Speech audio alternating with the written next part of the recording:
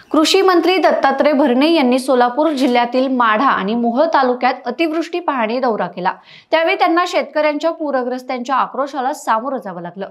कृषी मंत्री पासलेवाडी गावात पाहणीसाठी आले असता इथे काही मदत किट वाटण्यात आलं। भर पावसात कृषी मंत्र्यांनी माढा तालुक्यातील उंदरगाव माढा या ठिकाणी पाहणी करत शेतकऱ्यांनी चारा आणि जेवणाची अडचण मांडल्यानंतर तात्काळ जिल्हाधिकाऱ्यांना फोन करून सुनावलं। तर वडवळच्या काळे वस्तीत अद्याप बिस्किटचा एक पुडाही पोहोचला नसल्याची तक्रार शेतकऱ्यांनी केली आहे। दरम्यान यावेळी सोलापूर राष्ट्रवादी काँग्रेसचे जिल्हाध्यक्ष उमेश पाटील यांना कृषी मंत्र्यांसमोर अधिकाऱ्यांना धारेवर धरल्याचं दिसून आलं।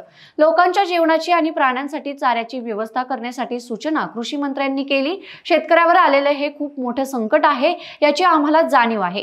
बँकेने शेतकऱ्यांना कर्ज वसुलीसाठी तगादा लावू नये यासाठी ही सूचना दिल्या जातील असं भरणे यांनी सांगितले।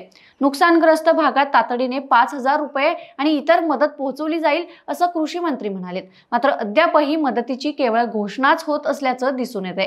पूरग्रस्त आणि शेतकऱ्यांपर्यंत कुठलीही मदत पोहोचली नसल्याने त्यांचा संताप पाहायला मिळतोय।